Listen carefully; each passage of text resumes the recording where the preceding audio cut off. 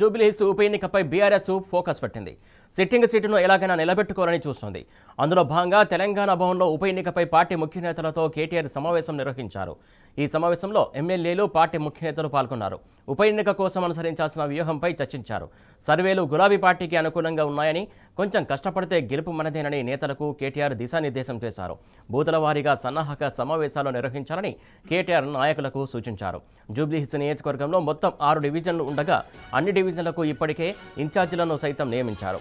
గత జీహెచ్ఎంసీ ఎన్నికల్లో 6 డివిజన్లకు గాను 4 గులాబీ పార్టీ గెలవడంతో ఈసారి పూర్తిగా తన వ్యూహం మార్చింది.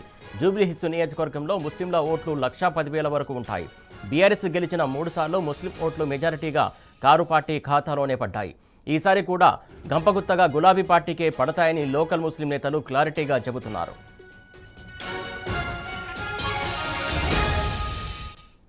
దీనికి సంబంధించి తాజా అప్డేట్స్ మా కరెస్పాండెంట్ లివిల్ అందిస్తారు. లివిల్ చెప్పండి. జూబ్లీహిల్స్ నియోజకవర్గం సంబంధించి వాళ్ళ Rahmat Nagar booth level committee meeting ఏర్పాటు చేశారు తెలంగాణ భవన్ లో. ఈ సందర్భంగా బీఆర్ఎస్ వర్కింగ్ ప్రెసిడెంట్ కేటీఆర్ ఈ సమావేశానికి ముఖ్య అతిథిగా హాజరయ్యారు. ఏదైతే జూబ్లీహిల్స్ నియోజకవర్గంలో ఖచ్చితంగా మళ్లీ గులాబీ జెండా ఎగరవేయాలి. ఇప్పటికే బీఆర్ఎస్ పార్టీ అక్కడ అనేక అభివృద్ధి సంక్షేమ కార్యక్రమాలు చేపట్టింది. వాళ్ళ అభివృద్ధి సంక్షేమ కార్యక్రమాలకు చిరునామా జూబ్లీహిల్స్ నియోజకవర్గం అయింది. మాగంటి గోపినాథ్ ఆపదలో అండగా ఉండే వ్యక్తి. ఇవాళ ఆయన చనిపోయిన తర్వాత, ఆయన మరణం తర్వాత జూబ్లీహిల్స్ నియోజకవర్గానికి మళ్ళీ బీఆర్ఎస్ పార్టీ అవసరం ఖచ్చితంగా ఉంది.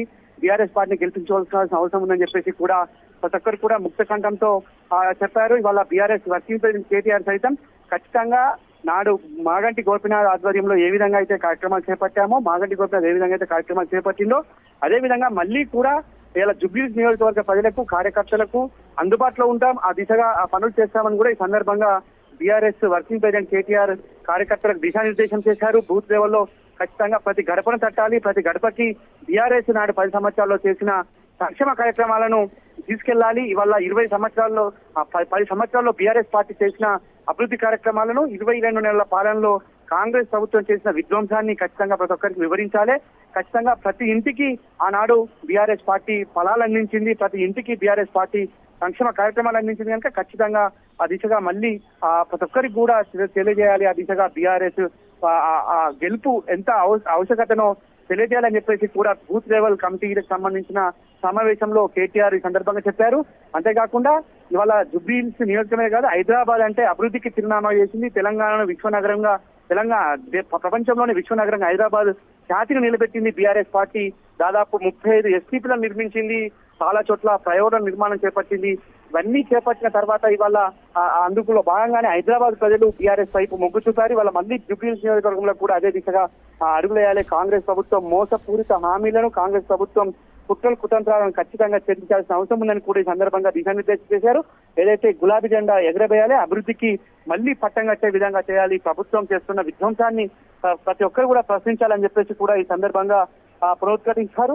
ఖచ్చితంగా బీఆర్ఎస్ పార్టీకి మద్దతు ఉంటుంది, బీఆర్ఎస్ పార్టీని గెలిపించుకుంటామని చెప్పేసి కూడా ఎవరైతే బూత్ కమిటీలకు సంబంధించిన వారంతా కూడా చెప్తున్నారు. ఇవాళ కేవలం ఒక బూత్ కమిటీ సమావేశానికి పెద్ద ఎత్తున ఓన్లీ ఒక డివిజన్ కి సంబంధించిన మీటింగ్ ఇవాళ ఒక భారీ బహిరంగ సభ తరలించేలా దాదాపు 1000-1500 మంది వచ్చిన పరిస్థితి అంటే ఖచ్చితంగా జూబ్లీహిల్స్ నియోజకవర్గంలో బీఆర్ఎస్ జెండా ఎగరడం ఖాయం అనేది కూడా ఇవాళ తేలిపోయింది.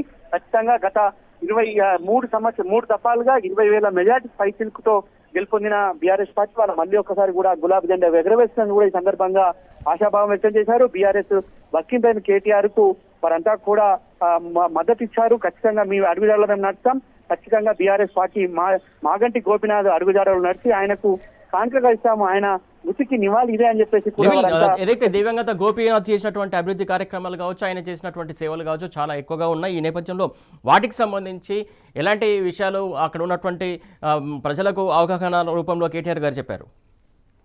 మాగంటి గోపీనాథ్ ఖచ్చితంగా ఆపదైతే అండగా ఉండే వ్యక్తి. ఎవరింట్లో ఆపదుంటే వారికి ఇంటికి వచ్చి స్వయంగా ఆయనే కూర్చొని మాట్లాడి వారికి ధీమా ఇచ్చే వ్యక్తి. అలాంటి వ్యక్తిని కోల్పోవడం దురదృష్టకరం. ఖచ్చితంగా మాగంటి గోపీనాథ్ జ్ఞాపకాలను మనం నెమరు వేసుకోవాల్సిన అవసరం ఉంది. ఖచ్చితంగా మాగంటి గోపీనాథ్ పండుగ అయినా ఆపదైనా అండగా ఉండే వ్యక్తి మాగంటి గోపీనాథ్. ఖచ్చితంగా మాగంటి గోపీనాథ్ అడుగుజాడల్లో నడవాల్సిన అవసరం ఉంది. మాగంటి గోపీనాథ్ మృతి బాధాకరమైనప్పటికీ ఆ మృతిలో ఖచ్చితంగా ఆయనకు నివాళులు అర్పించాలంటే ఖచ్చితంగా ఈ ఎన్నిక గెలిచి తీరాలే అని చెప్పేసి కూడా వారు చెప్పారు.